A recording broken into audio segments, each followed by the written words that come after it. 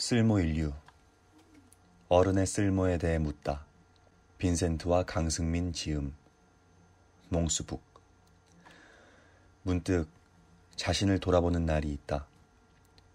기본 없이 버텨온 삶이 한계에 다다른 어느 날, 흔들렸으나 넘어지지 않으려 애를 쓴다. 그런 날을 마주하니 알겠다. 다행히 넘어지지 않는 법은 배웠으나 다시 일어서는 법은 배운 바가 없다. 내 삶의 쓸모를 찾아 나서는 여정은 그렇게 시작되었다. 프롤로그. 인생의 스탑 신호가 켜질 때. 인생 어느 때 훅 하고 스탑 신호가 점등하는 순간이 있다. 멈추라는 사인은 거리에서 쉽게 만나는 횡단보도의 신호등과 차이가 없다. 빨간불이 전멸하면 멈출 시기이다. 다른 게 있다면 시간의 차이다. 거리의 신호등이 기계적으로 전진과 멈춤 사인을 반복하는 반면 인생의 신호등은 일정 시간의 반복성을 갖지 않는다. 어느 때는 빨간불이 생각보다 오랫동안 켜질 수 있다. 멈추라는 사인이 깜빡거림을 지속했다. 익숙한 걸음을 멈춰야 했다. 한편으로 너무 익숙해서 다른 길을 걷고 싶던 날들이 있었다. 그러나 다른 길이 어느 방향인지 알지 못했다. 문득 찾아온 스탑 사인을 장편 영화의 예고편이라 생각하면 작은 위로가 됐다. 인생 전반전을 잠시 멈추고 다른 인생을 생각하는 시간. 때로 스탑 사인은 기회와 연결된다. 특히 긍정성을 가진 인간일수록 가능한 한 스트레스를 덜 받는 쪽을 선택할 확률이 높다. 현실만 따져보면 다음 인생이 근사한 쪽이 될 확률은 낮았다. 과거를 보면 현재를 알고 지금을 보면 미래를 짐작할 수 있다는 말을 생각할 때 그렇다. 돌아본 과거는 그렇게 힘이 들지 않았다. 가능한 편한 쪽을 선택했기 때문이다. 가능한 편한 쪽이란 두 가지 설명이 가능하다. 하나는 쉽게 얻을 수 있는 것에 기대었다는 것, 둘째는 남이 괜찮다고 하는 길을 걸었다는 것. 주어진 성적에 맞춰 학교를 다니고 남의 규칙에 적당히 나를 길들이고 밥벌이에 연연하고 그렇게 어쩌다 어른이 되고 그러다 잔치는 끝이 났다. 가진 무기가 별로 없었다. 애매하게 나이 들고 볼품없고 쓸모없고 인생의 삼중고에 시달린다. 오랫동안 다니던 직장을 때려치웠다. 반은 홧김에 반은 답답해서. 어쩌면 모든 스탑 사인이 그렇듯 퇴사를 부추기는 사인 역시 거창하게 다가오지 않았다. 출근길이면 오늘 뭘 할까가 탐탁지 않았고 퇴근길에는 이렇게 살아도 되나로 어수선했다. 그게 오래 예고된 스탑 사인이었다. 여기서 어른의 퇴사에 관한 우울한 이야기를 늘어놓을 생각은 없다. 퇴사는 어느 순간 직장인이 마주쳐야 할 하나의 멈춤 사인 같은 것. 우리들 각자의 삶에는 그 사연만큼 다양한 멈춤 신호가 있지 않던가. 멈춤 사인을 통해 어른의 쓸모 있음과 쓸모 없어짐에 관한 이야기를 나누고 싶을 뿐이다. 오래 해오던 일을 그만두면서 고민이 없었다면 거짓말이겠지만 그렇다고 며칠 밤을 끙끙대거나 그러지는 않았다. 회사를 대하는 마음이 싫든 내 방식이 조직에 맞지 않든 떠나는 마당이니 뭐 어찌됐든 밥은 먹고 살겠지란 마음이었고 지금 아니면 또 어느 때란 마음이 커졌다. 아이건 어른이건 어차피 맞을 매는 일찍 맞는 게 나은 법이다. 퇴사하고 얼마 안 돼 재취업 컨설턴트에게 상담을 받은 적이 있다. 40 넘은 퇴직자가 재취업하는 데 걸리는 평균 시간은 2년 정도라고 했다. 사람 사정에 따라 누군가에겐 너무 길고 누군가에겐 버틸 만한 시간이었다. 너무 늦지 않게 새 일터를 구했다. 연봉이 높거나 경력을 대단히 인정해준다거나 근사한 분위기의 직장은 아니다. 적당히 몸을 쓰고 근근하게 밥벌이가 되는 곳, 전공이나 경력과는 상관없는 말 그대로 전혀 새로운 일터. 가능하면 이전과는 동떨어진 일을 해보고 싶었다. 사람은 낯선 선택을 통해 익숙한 나와 결별할 수 있을까라는 기대를 품을 때가 있다. 그렇게 밥은 먹고 살게 되었으나 나 가진 쓸모에 관한 의문은 여전히 남았다.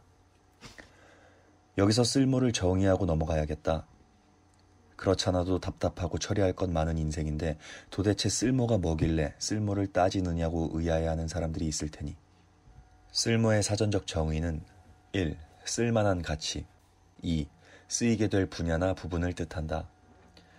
이 책에서 말하는 쓸모는 종교 용어인 달란트와 비슷한데 실용적인 부분이 더 크다. 즉, 당신은 지금 닥친 현실에서 어떤 도구만큼의 유용성을 가진 인간인가요? 그에 관한 질문이다. 국어사전에는 송곳과 드라이버는 쓸모가 다르다는 예문이 나온다. 가진 쓸모가 송곳인지 드라이버인지 더 나아가 도구만큼의 쓸모가 있는 건지도 모르는 우리들이 있다. 글쎄, 내 주변에서는 잘 만든 드라이버보다 쓸모 있는 인간을 자주 만나지 못했다. 드라이버 하나면 벽에 필요한 액자를 달고 막힌 하수구를 청소할 수 있다. 무기력한 당신의 인생, 드라이버만큼 유용하게 살아가고 있는지. 삶에 민감한 사람은 눈치챘을 텐데 여기서 말하는 쓸모는 밥벌이 인생의 승승장구를 위한 자기계발류의 편협한 기술이나 노하우는 아니다. 그보다는 삶의 어느 편에서 우리들 인생을 유용하게 만드는 어떤 삶의 지혜에 관한 이야기다. 쓸모를 찾는 여정에는 이런 제안이 포함된다. 지금이라도 잘 만든 드라이버처럼 유용한 인간이 되어보는 건 어떨까요? 여기서 말하는 쓸모는 세상을 살아가는 자세, 힘든 날을 버티는 기술, 생활 공간을 효율적으로 관리하는 방식, 인간관계를 정리하는 과정, 그 모든 쓸모에 관한 기록이다. 결국 이 책은 쓸모에 관한 어른들의 이야기다. 별 볼 일 없는 어른들에게 특화된 쓸모 인류로 살아가는 법이라고 하면 조금 더 친절할 것이다. 이미 쓸모 있다는 말을 충분히 듣는 당신이라면 굳이 이 책을 읽을 필요는 없다. 물론 그만큼의 쓸모를 갖춘 인간은 드물겠지만. 이 책에 당신의 우울한 삶을 바꾸는 거대한 규칙이나 담론 따위는 없다. 더 나은 어른이 되는 마법 같은 내용도 없다. 삶을 응원한다고 호들갑 떨지 않는다. 제 삶을 바꾸고 제 쓸모를 찾는 건 결국 당신의 몫이니까. 모든 쓸모의 중심에 나가 있어야 함을 뜨끔하게 발견할 뿐이다. 쓸모 인류는 요즘 말로 라이프스타일 혁신가와 가깝다. 누군가의 쓸모가 이 지루하고 주눅든 세상을 바꾸는 시작이 될 수 있다. 나는 내 주변에서 발견한 삶의 혁신가, 즉 쓸모 인류의 요소를 이렇게 정의한다. 1. 삶의 불편함 혹은 불만이 무엇인지 안다. 2. 왜 그럴까? 라며 질문하는 힘을 갖고 있다. 3. 질문과 궁리 안에서 해결책을 찾는다. 4. 시행착오의 과정을 담담하게 거친다. 5. 해결의 길목에서 만나는 어쩔 수 없는 실패들에 관대하다. 6. 변수를 생각하고 제어한다. 7. 건강한 삶을 지속 가능하게 유지한다. 알다시피 쓸모는 특별한 용어는 아니다. 그러나 별 볼 일 없고 나의 빛나는 어떤 것이 없어 주눅들고 다람쥐 쳇바퀴 도는 듯한 밥벌이 인생을 벗어나지 못하는 그 빛바랜 어른 인생의 반대편에 서서 특별해진다. 우리 삶의 기도 안에는 늘 어딘가에 쓰임 있는 사람이 되게 해달라는 간절한 요청이 있지 않던가. 이렇게 쓸모에 관한 고민을 하게 된 것은 내 주변 가까운 곳에 쓸모 많은 어른 빈센트가 있다는 말을 들어서였다. 주눅든 어른 인생의 한복판에서 빈센트를 만났다. 그 얘기를 나누고 싶었다. 첫 번째 이야기, 빈센트라는 쓸모 인류. 어느 날 적절한 쓸모의 규칙을 갖고 사는 인류가 가까운 동네에 있다는 얘기가 들렸다. 이름은 빈센트. 이상하게도 빈센트라는 이름을 두고 여자들의 칭찬이 많았다. 나이 들수록 남자가 말하는 사람보다 여자가 칭찬하는 사람에 관심이 간다. 남자들이란 어디에도 쓸데없는 동지애를 갖고 으스대지만 여자들은 어디에다 써먹을 때 많은 쓸모로 사람을 판단하기 때문이다. 예를 들면 빈센트의 쓸모는 이랬다. 매일 아침 브런치를 만든다. 그는 요리 인류다. 사는 공간을 잘 정리정돈한다. 심플하게 산다. 필요에 따라 집을 뚝딱 고친다. 입만 나불대는 꼰대가 아니라 손을 쓸 줄 아는 인류. 아내의 친구들이 좋아한다. 고독사의 대상이 아니다. 빈센트라는 어른을 조금 더 소개하면 이렇다. 유명인이 아니기에 구구절절한 설명이 필요할 법한데 전혀 그렇지 않다. 눈에 띄는 인간의 유형은 한두 마디 조합으로 소개할 수 있는데 빈센트가 그렇다. 그를 소개하는 단어의 조합은 이렇다. 쓸모있는 플러스 인간. 진화론에 기대어 설명하면 호모 유스플리스의 인류라고 할까? 빈센트의 쓸모는 일상에서 빛이 난다. 주방에서 빈센트는 가족을 위한 오너 셰프를 자청한다. 건강한 재료를 이용해 매일 아침 손수 브런치를 만든다. 주방 곳곳에 자기만의 동선을 만들어뒀다.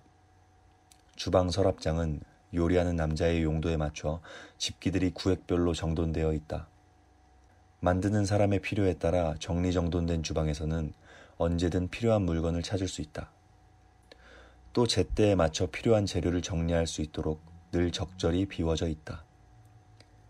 빈센트는 삶의 필요에 맞춰 뚝딱뚝딱 만드는 것이 많다. 화장실 변기는 응가가 용이하다는 인류학적인 이유로 높이를 낮췄고 중고로 구입한 주방의 철제 의자 밑창은 앉는 손님이 미끌거리지 않도록 고무판을 부착했다. 빈센트의 다이를 통해 손을 능숙하게 쓸 줄 아는 맥가이버의 면모를 본다. 무엇보다 아내와 그의 친구들을 대하는 즐거운 매너까지. 매일 축 늘어져서 에구 이 쓸모없는 인간아 라는 핀잔과 구박을 받는 당신의 반대편에 쓸모인류 빈센트가 있다. 빈센트의 일상을 마주하며 감동하는 부분은 따로 있다. 타인의 요구에 의해 마지못해 움직이는 몸이 아니라 제 몫의 쓸모를 찾아 나서는 에너제틱한 움직임이 그렇다. 요즘 시대에 게으르고 축 처진 남자들의 반대편에 서 있는 빈센트라는 이름이 가진 그 자발적 쓸모가 의아했다. 이렇게 물은 적이 있다. 요즘은 사는 것에 치여 주눅 들고 피로해진 사람이 많잖아요. 요리든 미래든 분명치 않아 머뭇거리고요. 그런데 어떻게 그리 활발할 수 있나요? 뭐 특별한 건 없어. 그냥 하는 거야. 해야 할 일이 보이면 just do it 하는 거지. 하지 않으려고 해서 그런 거지 막상 해보면 별거 아닌 게 많아. 한 예로 가사 분담이 그래. 남자와 여자의 역할이 따로 있을까? 단지 시도하는 인간의 역할이 있을 뿐이지.